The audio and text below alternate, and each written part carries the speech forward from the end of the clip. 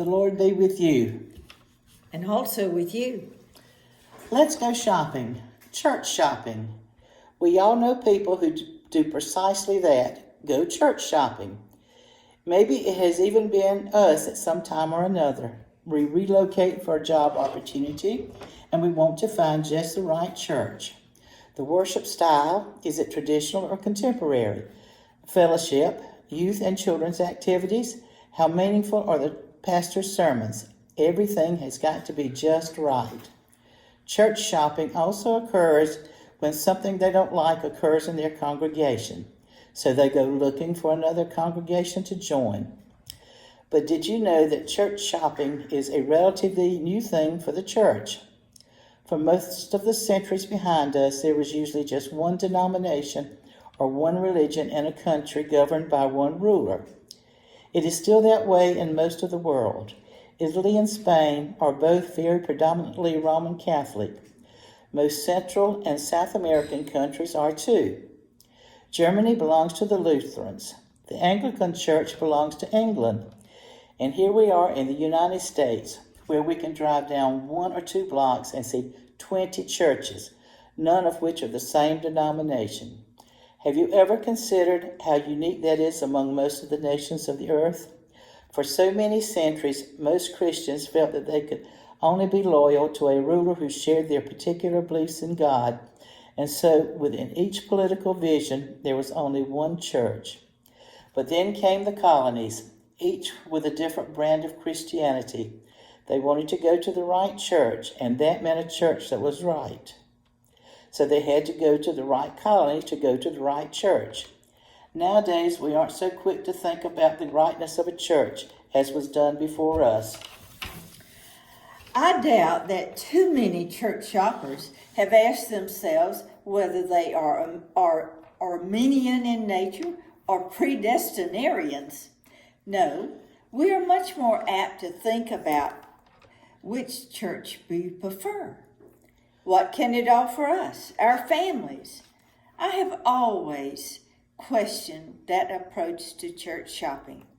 Wouldn't it be more significant to look for a church where our gifts are needed and where we would always know that our presence mattered?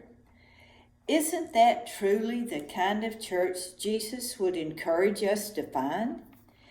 And if this isn't all chaotic enough, what kind of church are we supposed to be? In the 70s, the idea was that the church should operate as a counseling center. In the 80s, pastors were encouraged to treat the church as a business, with the pastor as CEO.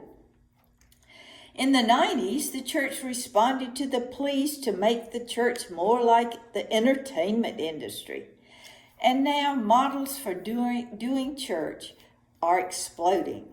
Political action, a fraternity or sorority in the best sense of those words, an agency for change through social work, a retreat center, a school to educate the next generation, all of the above. More than all of the above, and then we can get really nitpicky about things. Are we allowed to clap in church? Or is it a quiet amen, our designated limit? Please excuse my sense of humor, but that conflict is actually funny to watch from the pulpit.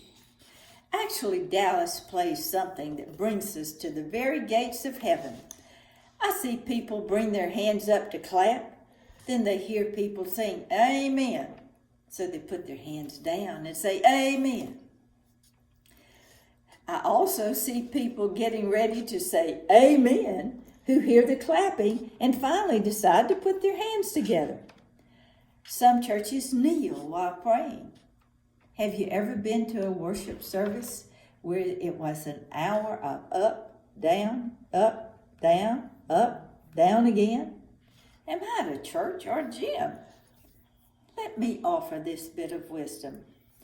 Earl Grey wrote of his father, a former Governor General of Canada.